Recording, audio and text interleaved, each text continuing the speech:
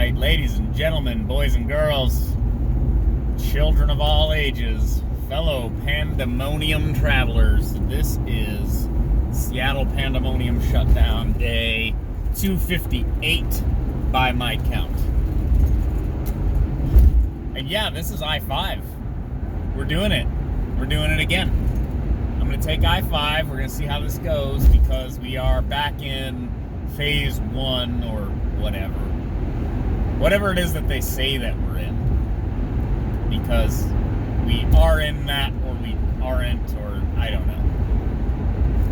All I know is basically the future has become the dystopia that we were warned about. The government mandates, and if any of you are old enough to remember, after 9/11, we instituted a color code for the terrorism threat metric. It was, blue to orange to yellow to red or whatever.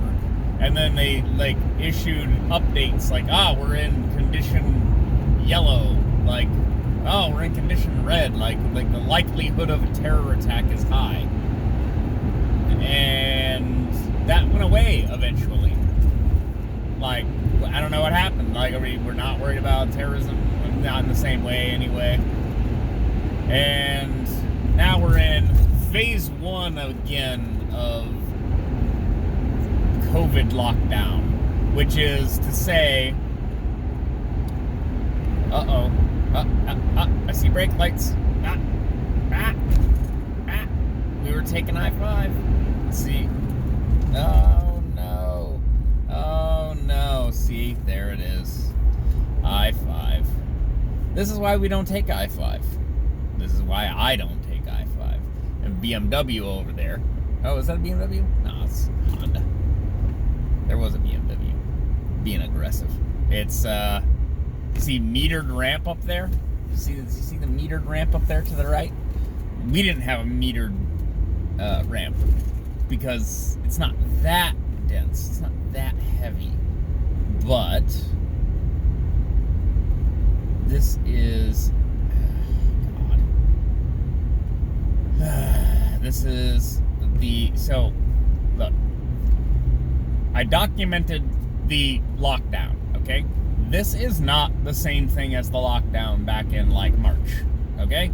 This is, I'm not gonna say normal. It's not normal. It's close to normal.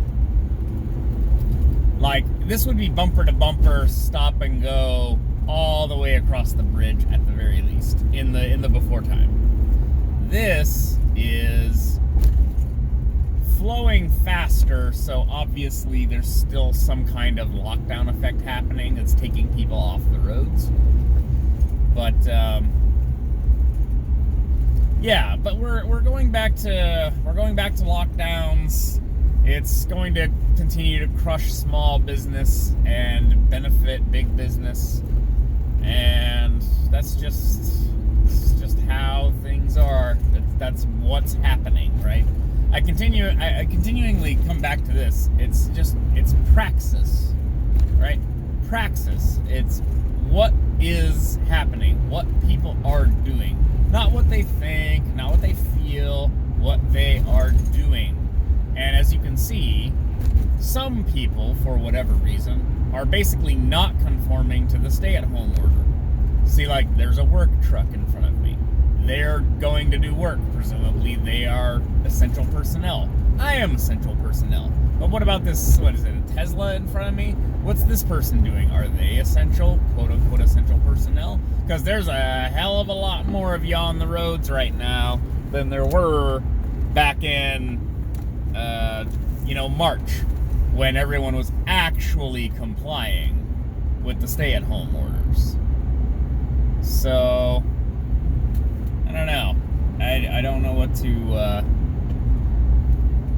yeah, it is a Tesla. Good eye, Kyle. Good eye. I don't know.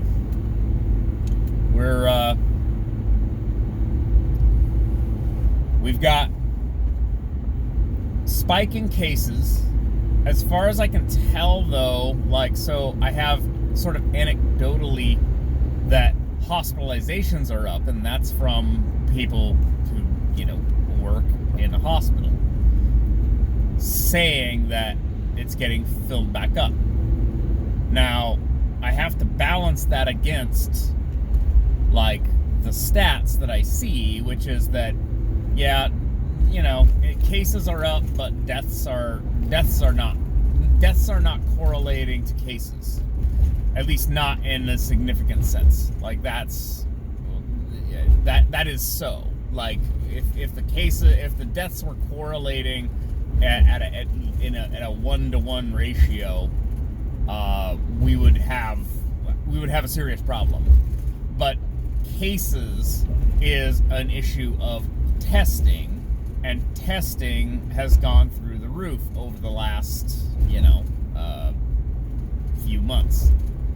few weeks rather. So the idea that this pandemic is going to, again, overwhelm the medical system. Remember how this started. 2 weeks to flatten the curve. It's going to overwhelm the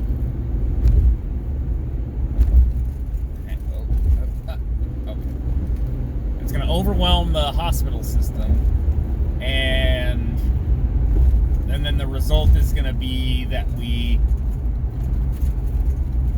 have, bodies in the street, and then it just explodes, and then people can't even get treatment and everything else.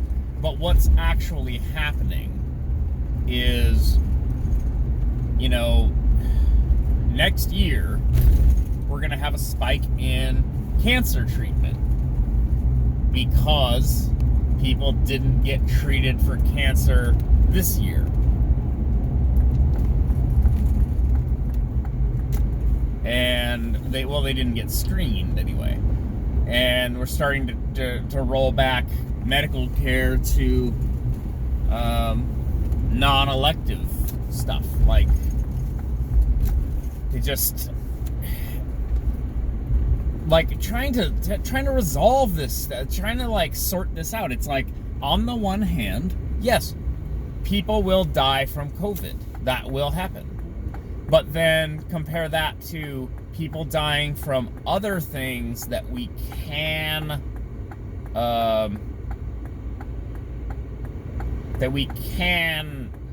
solve. We can treat cancers with surgeries and chemo and things.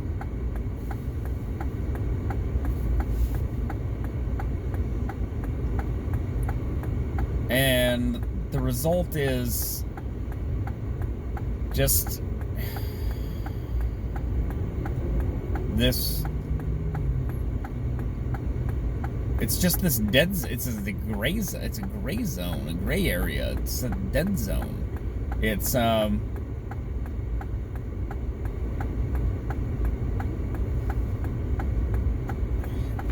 on.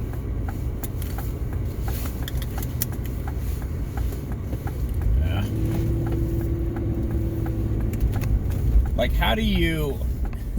That's still boarded up. Oh my goodness. I hate to just run out of words. I don't know. The balance is destroying everybody's lives, canceling all small businesses, while Amazon grows larger and has the best year ever. And it's all in service of, well, we're afraid that you'll spread the disease and then that will kill people. And it's like, I understand your concern, but we do all these other things. Driving every day.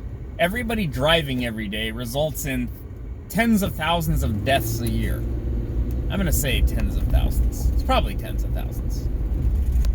And yet we don't go, oh, we all need to stay home until we solve this crisis. Like, it feels like it's being leveraged for political purposes.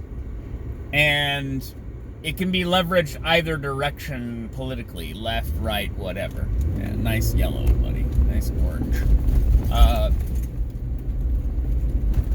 But it feels like it's just fear-mongering.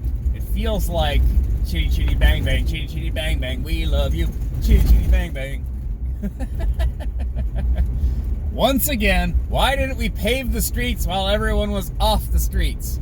I will never not be mad about this. No one was driving. It was the time. It was the perfect time to repave everything. Idiots.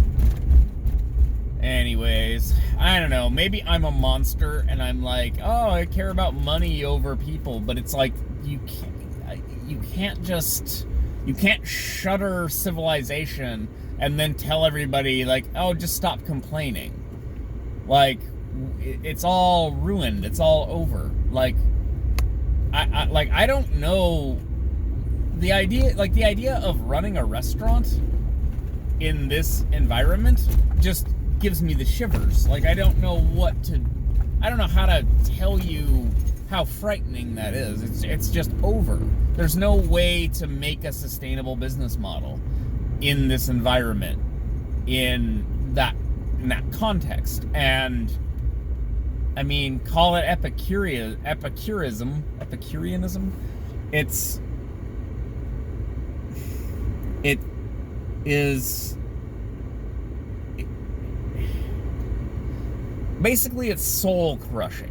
I think that's the term. It's soul crushing to be like, oh yeah, that restaurant you love, that Italian restaurant on the corner, that pizza shop, that sushi joint, yeah, it's just gone because, well, we had to shut down because someone might have gotten sick. And then they're gone, and they might have been there for like decades. It might be intergenerational. Like, the ownership of this place might be intergenerational. And dining there might be intergenerational. And there's something really unpleasant about that. Like, if I don't know if you can tell what I'm saying, or if you can tell what I feel when I say that, it's deeply disturbing, and everybody is just like, yeah, cheering it on, like, yeah, let's stay home, let's do what we're being told, and the establishment never got anything wrong before. So this time it's gonna work out, even though we locked down back in like February, March, and then it still exploded in terms of case numbers. Like, and people have the audacity. I try to bite my tongue about this because people go, oh, well, it's shown that the, protests and stuff didn't really lead to a spike in cases. And like I said yesterday, it's like, you have to be brain dead to believe that. You can't tell everybody, no, you can't open your restaurant and seat people because that will spread the disease. But people can go out in the street and protest all day and night when there's no longer any sunshine, and that is fine. You can say that, but I think you're an idiot for saying that. Like, you can't say both things. And the protesting is transient. It is short term. Okay? Those people, when the looting is done and there's nothing left to loot, they will move on, which is what we've seen. The businesses that were looted are gone permanently, and they're gone with all those jobs, whether they're part-time or low pay or whatever. Those are some people's first jobs. That's their first job, is stocking the shelves at the bodega that's now gone. Folding the shirts at the Old Navy that's not going to reopen. It's just too much to demand of people. and we're gonna see the fallout. Like the meltdown has barely begun, and the results are gonna be probably quite dire. There's some negativity from me on a Friday. I'll talk to you guys later. Bye.